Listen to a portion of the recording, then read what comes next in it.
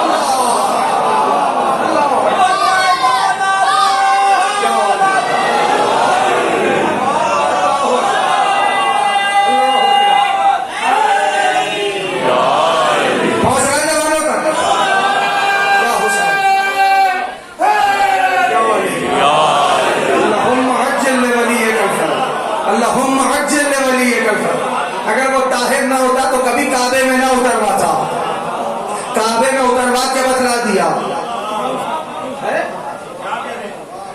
اب تطہیر کی آیت پہ یاد رہو، میرے بھائی نے بولا تطہیر کی آیت کیا، انما یرید اللہ لیذھب عنکم الرجس اہل البیت ویطہرکم تطہیرا۔ اے آل محمد، ایک جملہ کہوں گا بس زیادہ نہیں، اے آل محمد، ہم نے آپ کو رجس سے دور رکھا یا رجس کو آپ سے دور رکھا؟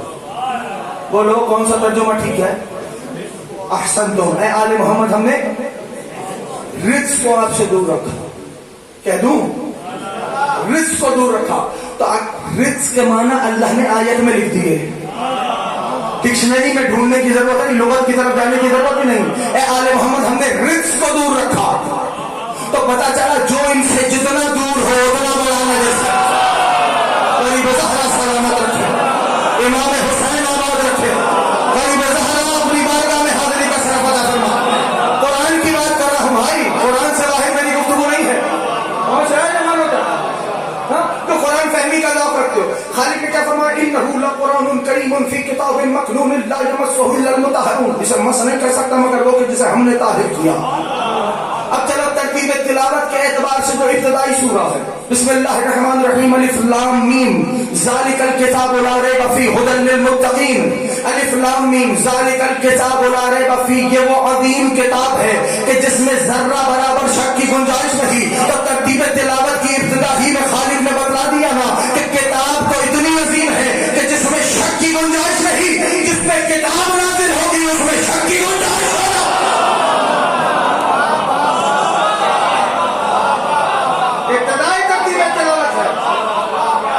قرآن ہے، پڑھنا بھی عبادت ہے، سننا بھی عبادت ہے، ٹھیک ہے نا؟ تقدیم تلاوت ہے ابتدا، الف لام میم ذالک الکتاب لا ریب فیہ، یہ عظیم کتاب ہے جس میں ذرہ برابر شک کی گنجائش نہیں۔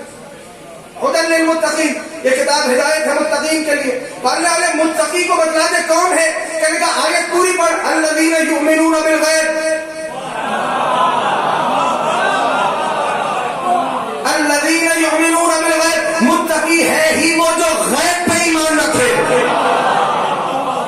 تھک گئے ہو تو مسائل پڑھتا ہوں، متقی ہے ہی وہ جو غیب پہ ایمان رکھے۔ اب قرآن آگے بڑھ کے کہنے کا اُزلفت الجنۃ للمتقین، میں نے جنت بنائی ہی متقین کے لیے ہے۔ تو پڑھنے والے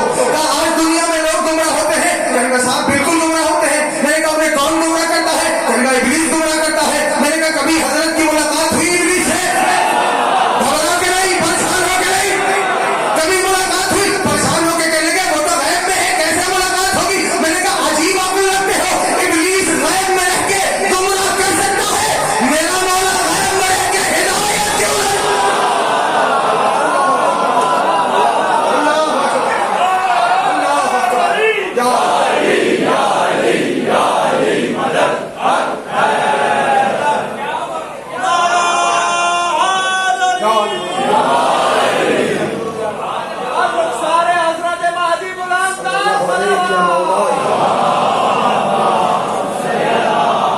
صلی اللہ علیہ یا مولائی ارواحنا لک الفدا روحی وجسمی لک الفدا. ہاں کیا وہ غیب میں رہ کے گمراہ کر سکتا ہے؟ میرا مولا غیب میں رہ کے ہدایت کیوں نہیں کر سکتا؟ قرآن کہہ رہا ہے اذلفت الجنۃ للمتقین، جنت غیب، کوثر غیب، سلسبیل غیب، تسنیم غیب، حور غیب، ملک غیب، فرشتے غیب، ابلیس غیب، سارے غیبوں پہ سب کا ایمان ہے. اللہ نے سب کو جنت بھیج دے، یہ ایک کو جنت کیوں دے رہا ہے؟ تو ماننا پڑے گا نا کہ کوئی ایک ایسا غیب ہے جسے مانے بغیر جنت نہیں. غریب زہرا سلامت رکھے، غریب زہرا سلامت رکھے. کوئی ایک ایسا غیب ہے جسے مانے بغیر جنت نہیں ملے گی. احسن تم. اب اسی قرآن کے بارے میں اسی سنیں گے، اسی قرآن کے بارے میں پروردگار عالم فرماتا ہے کہ سنو، اگر ہم اپنے اس قرآن کو کسی عظیم پہاڑ پہ اتار دیتے کیا ہوتا؟ احسن تم. پہاڑ ریزہ ریزہ ہوگا. اب یہ قرآن اترا کہاں؟ نزل بہ الروح الامین علی قلبک. اے محبوب، روح امین کے ذریعے آپ کے قلب پہ قرآن اتارا. قرآن اترا پیارے نبی کے قلب پر. ٹھیک. اور قرآن کے بارے میں کیا فرمایا؟ اگر پہاڑ پہ اترتا، اترا کہاں؟ قلب مصطفیٰ پر. پیارے نبی کی دل کی دھڑکن بھی بے ربط نہیں کر پایا. محسوس کر لینا خدا کے واسطے. ٹھیک ہے نا؟ تو میرے دوستوں، میرے عزیزوں، اسی قرآن کے بارے میں خالق نے فرمایا کہ سنو، یہ جو قرآن ہے، اس قرآن میں دو طرح کی آیتیں ہیں. منہ آیات المحکمات، کچھ محکمات ہیں، کچھ متشابہات ہیں. اس قرآن میں محکم کسے کہتے ہیں؟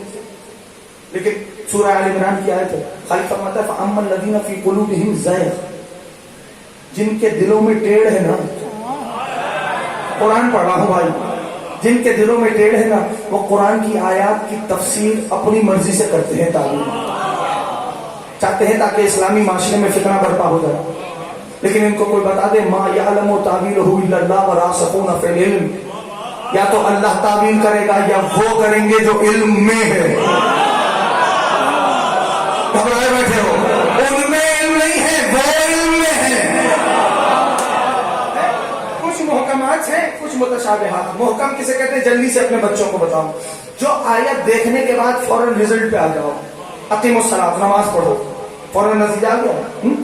یہ ہے محکم. متشابہ کون سی ہے؟ جسے دیکھنے کے بعد نتیجہ نہ پتا چلے، وارث کتاب کی طرف رجوع کرنا پڑے. ٹھیک ہے نا؟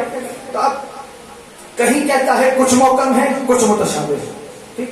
پھر قرآن کی ایک اور آیت سنو، بلکہ ایک واقعی سن لو، یہ اس میں تھوڑا آسانی سے تم تک پہنچا دوں گا. ایک دربار لگا تھا، ایک عیسائی آ گیا، کہنے گا میں نے کچھ سوال پوچھا. دربار میں بیٹھے ہوئے تھے، کہنے گا پوچھو. کہنے گا میں آیات پڑھتا ہوں، ان کی تصدیق کر دو. اس نے جو علماء بیٹھے تھے انہوں نے کہا بولو. تو اس نے کہا پہلے یہی آیت پڑھی کہ کچھ محکم ہے، کچھ متشابہ. کہنے گا ہاں تصدیق کر. اس نے کہا دوسری پڑھوں. کہاں پر؟ کہنے گا احکمت آیاتہ ثم فصلت، پورا قرآن محکم ہے. اب تو جو بیٹھے تھے وہ ایک دوسرے کو دیکھنے لگے یہ کیا ہو گیا. یعنی ان کو ایسا لگ رہا تھا پہلی بار یہ آیت سن رہے ہیں. کچھ کہہ گیا ہوں میں شاید کہ پہنچا سکوں. ایسے پریشان مستقبل کہ یہ کیا ہوا. کہا تیسری پڑھوں. گھبرا کے کہیں گے تیسری بھی ہے تیرے پاس؟ کا پورا قرآن متشابہ ہے. کہیں گے تصدیق کرتا ہوں. سب خاموش تھے. جب کچھ ملا نہیں نا تو کہیں گے بادشاہ وقت اس کے سر کو تن سے جدا کر دو. اب سنو، جہاں دلیل نہیں ہوتی وہی اسلحوں سے بات کرتا ہے. چلو موضوع بوزل ہو رہا ہے مجھے لگ رہا ہے. اب اس نے یہ تینوں آیتیں رکھی سامنے. اس نے کہا ٹھیک ہے مار دو، مجھ کو قتل کر دو، لیکن اتنا طے ہو گیا تمہارا دین باطل تھا. ابھی یہ بات ہی ہو رہی تھی کہ بادشاہ جو تھا وہ گھبرایا ہوا تھا کہ کیا ہو گیا. دربار میں ایک بیٹھا تھا، کھڑا ہو گیا. کہے گا وہ حاکم وقت کیوں مستر ہوتا ہے؟ کہا کیوں کیا ہوا تیرے پاس جواب ہے؟ کہا بھی خون محمد کا وارث موجود ہے. غریب ظاہر سلامت رکھے. خون محمد کا وارث موجود ہے. کہا کون؟ خط لکھا گیا میرے اور آپ کے چھٹے امام سرکار امام جعفر صادق علیہ الصلوۃ والسلام. کہا بھی خون محمد کا وارث موجود ہے. خط لکھا گیا. مولا سفر پہ تھے, سفر سے واپس آ رہے تھے. خط تحریر پڑی, کہا واپس سواریوں کو موڑ لو. سفر کا آغاز کیا, دربار پہنچے. کہنے لگے کون ہے جو میرے دین پر, میرے نانا کے دین پہ آواز اٹھا رہا ہو؟ وہ عیسائی بیٹھا تھا. وہ سمجھا جیسے یہ تھے ویسا یہ ہوگا. اب سمجھنا تم نے ہے دوستو, جیسے یہ تھے ویسا یہ ہوگا. مولا فرمایا کیا سوالات تھے؟ کہنے پوچھوں؟ مولا نے کہا تو سوال کرتا ہے یا تیرا سوال بھی میں تجھے بتاؤں؟ پریشان ہو کے نہیں سننا, گھبرا کے کہنے لگا میں آیات پوچھتا ہوں, آپ تصدیق کریں گے. مولا نے کہا پوچھ. اس میں آیت پڑھی هو الذی انزل الیک الکتاب منه آیات محکمات هن ام الکتاب واخر متشابهات فاما الذین فی قلوبهم زیغ ابتغاء الفتنة وابتغاء التأویل ما یعلم تأویلہ الا اللہ والراسخون فی العلم. کہتا ہے تصدیق کرتے ہیں, کچھ محکم ہے کچھ متشابہ. مولا نے اطمینان سے کہا تصدیق کرتا ہوں. دوسری پڑھوں؟ مولا نے کہا کہے گا پورا قرآن محکم ہے. احکمت آیاتہ ثم فصلت. تصدیق کرتے ہیں؟ مولا نے کہا تصدیق کرتا ہوں. گھبرا کے کہنے لگا کیسے؟ مولا نے کہا ابھی تو سوال مکمل کر پھر تجھے جواب دیتا ہوں. اس نے کہا تیسری پڑھوں؟ مولا نے کہا پڑھ. کہنے کا پورا قرآن متشابہ ہے. مولا نے کہا تصدیق کرتا ہوں. کہا آپ کے نزدیک قرآن میں کانٹرڈکشن نہیں, یہ کانٹرڈکشن نہیں تو کیا ہے؟ مولا مسکرا کے کہتے ہیں یہ قرآن کا تضاد نہیں, تیری عقل کا تضاد ہے. غریب ظاہر سلامت رکھے, امام حسین سلامت رکھے. کہا یہ قرآن کا تضاد نہیں, تیری عقل کا تضاد ہے. گھبرا کے کہنے کا بات سمجھ نہیں آ رہی. مولا فرمایا سن, جس کے لیے اللہ نے قرآن میں کہا کہ کچھ محکم ہے کچھ متشابہ ہے, یہ ان کے لیے آیت نازل ہوئی جن کا ایمان قرآن پہ ہے, یعنی امت مسلمہ کے لیے. جن کے لیے اللہ نے کہا کہ پورا قرآن متشابہ ہے, وہ تم لوگ ہو جن کا ایمان قرآن پہ نہیں. کہنے کا اور محکم کس کے لیے ہے؟ کیا ہم سودا کے لیے قرآن محکم.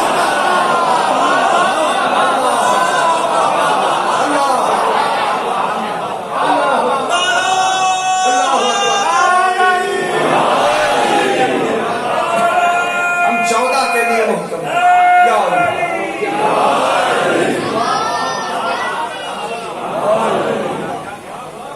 تو میرے دوستوں, میرے عزیزوں, ہم 14 کے لیے قرآن محکم ہے. تو اگر دقت کیجیے, غور کیجیے کہ قرآن کتنا قیمتی ہے, تو کم سے کم ہر روز رات میں ایک آیت ترجمے کے ساتھ پڑھ لو. اس کے اثر کو دیکھو گے کہ کیسے اس آیت کی تلاوت تمہارے گھر کو حصار رحمت میں لے لے گی. یہ قرآن کی آیات کی تلاوت کا سبب ہے, نتیجہ ہے. اثرات تو بہت سارے ہیں لیکن نتیجہ. تو میرے دوستوں, میرے عزیزوں, بات چھٹے مولا تک آ گئی. اب ایک فرزند ہے میرے سرکار کے, آج ساتھ سفر بھی ہے. میرے بھائیوں نے بہت بار بول دیا مجھ سے, تو 2-4 فکرے تمہیں کہوں. کون کسی گھرانے کا ایک ہستی, ایک شخصیت, نام حضرت مولانا موسیٰ بن جعفر علیہ السلام.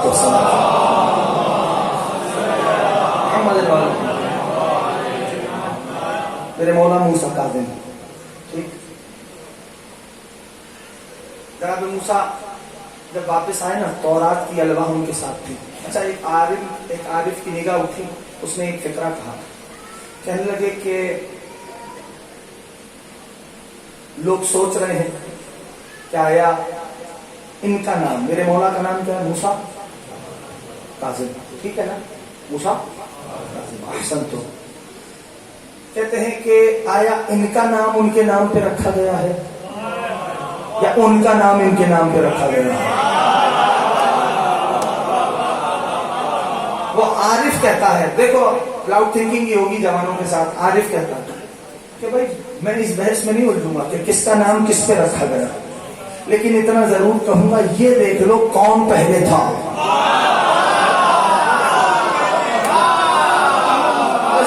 بات تو ہو گئی ہے جو میں نے کرنی تھی. یہ دیکھ لو کون پہلے تھا. جو پہلے تھا اس کا نام کلیم اللہ کا نام دیکھو، موسیٰ یہ عبرانی زبان کا ہیبرو کا ورڈ ہے، ٹھیک ہے نا. منہ کہتے ہیں لکڑی کو، سا کہتے ہیں پانی کو.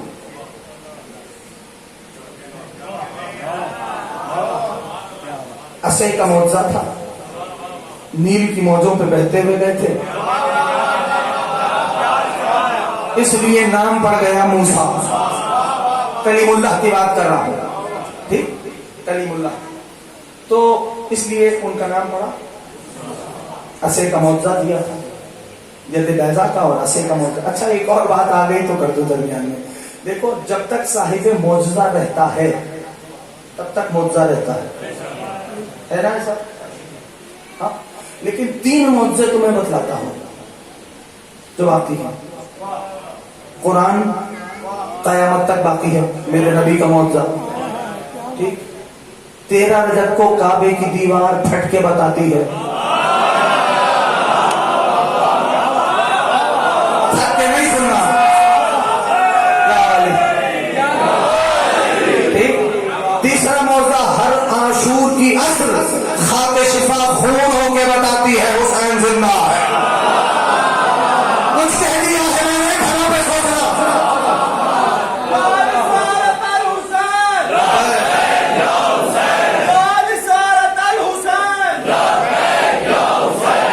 بس پہنچ رہا. میں شکر گزار ہوں اپنے بھائیوں کا. غریب زہرا ہم سب کو اپنے روزے کا ایک بار اور دیدار نصیب کرنا. جو نہیں گئے پہلی بار جانا ہے ان سب کو اپنے روزے پہ حاضری کا شرف عطا فرمائے. میرے دوستوں یاد رکھو، تو جب کلیم اللہ واپس آ رہے تھے، ہاتھ میں توریت کی الواح تھی، لوہے کی الواح جمع ہے لوح کی، لوہے کی.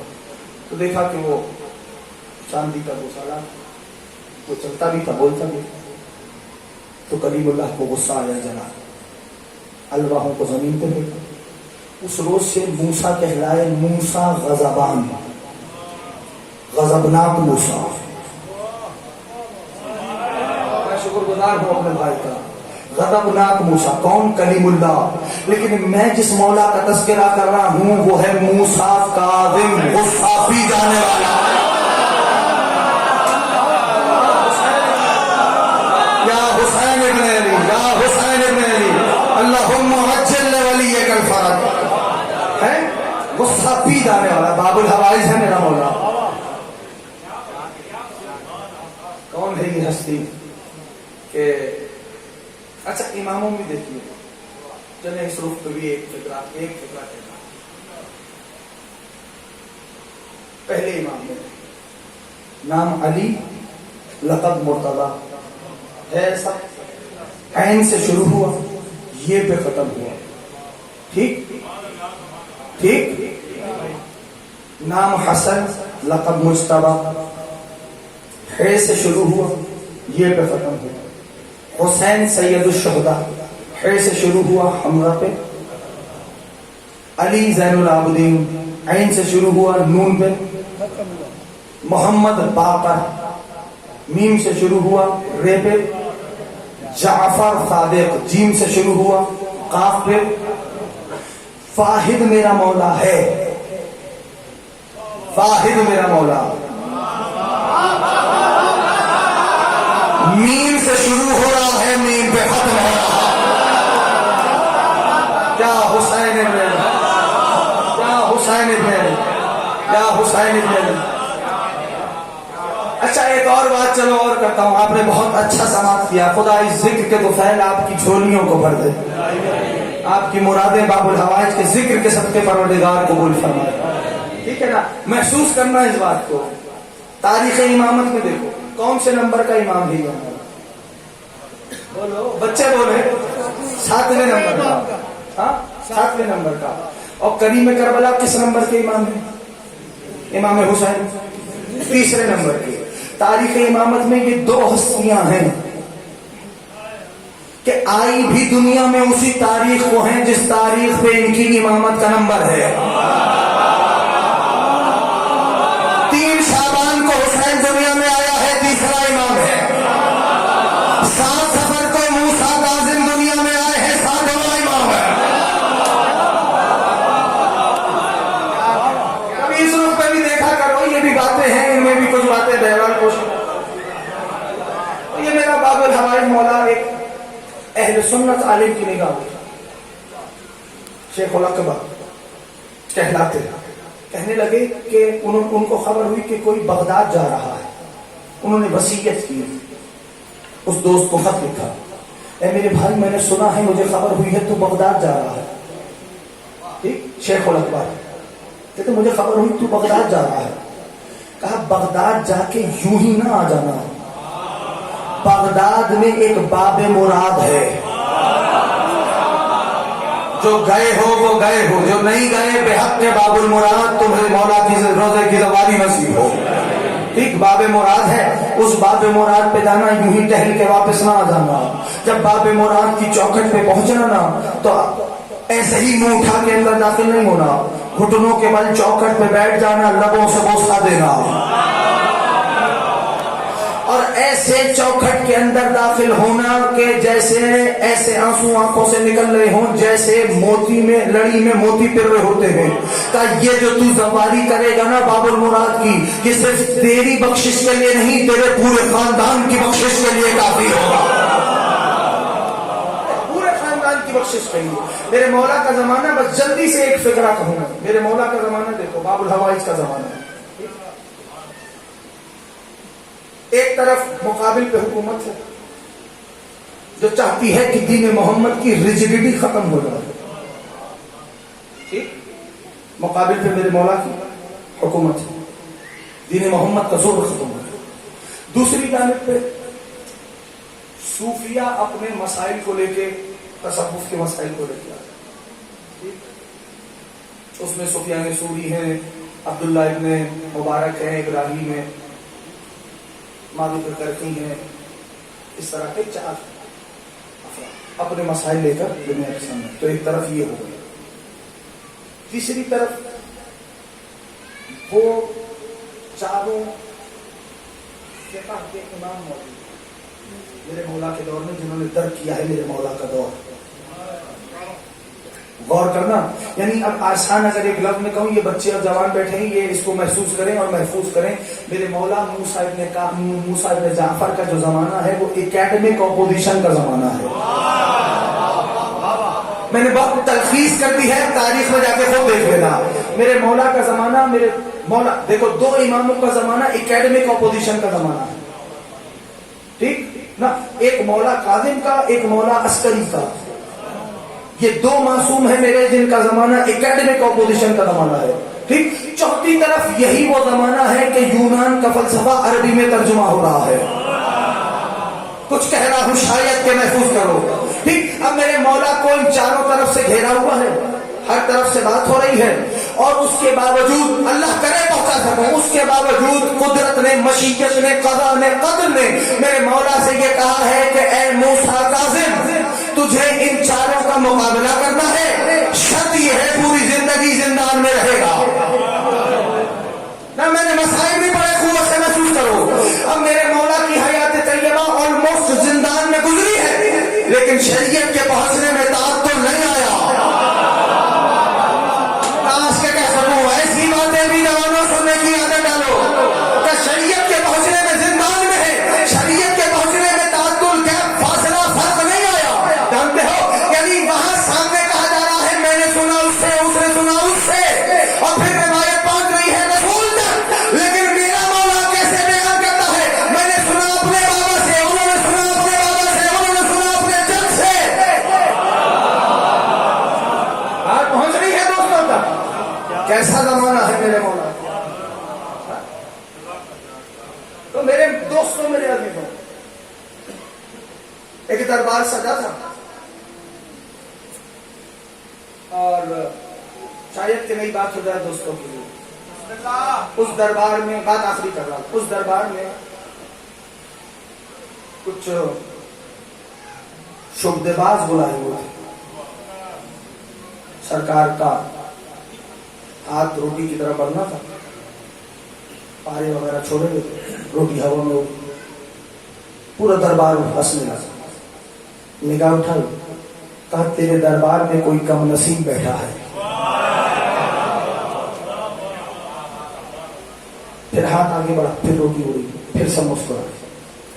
دیکھ کرم کرنا ہماری عادت ہے.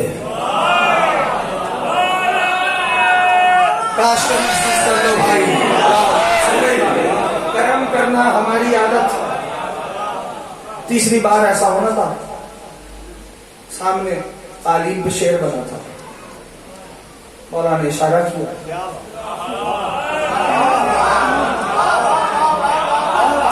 محسوس کرو امامت کا اختیار دیکھو. اشارہ کیا، وہ جو قالین پہ مٹی کا نہیں تھا، قالین پہ بنی ہوئی تصویر تھی. مولا فرمائے یا اسد خذ عدو اللہ، اے شیر پکڑ اللہ کے دشمن کو.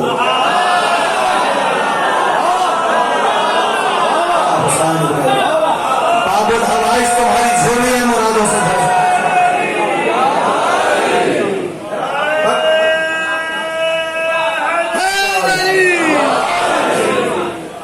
یا اسد، ایک یا یہ کے بعد ہے کبھی جس سے یا بنا، یہ الف یا، اور ایک الف اسد کا پہلا ہے. ٹھیک ہے نا، دو الف ہو گئے دو الف. ان دو الفوں کے درمیان میرے مولا نے کیا کیا کیا؟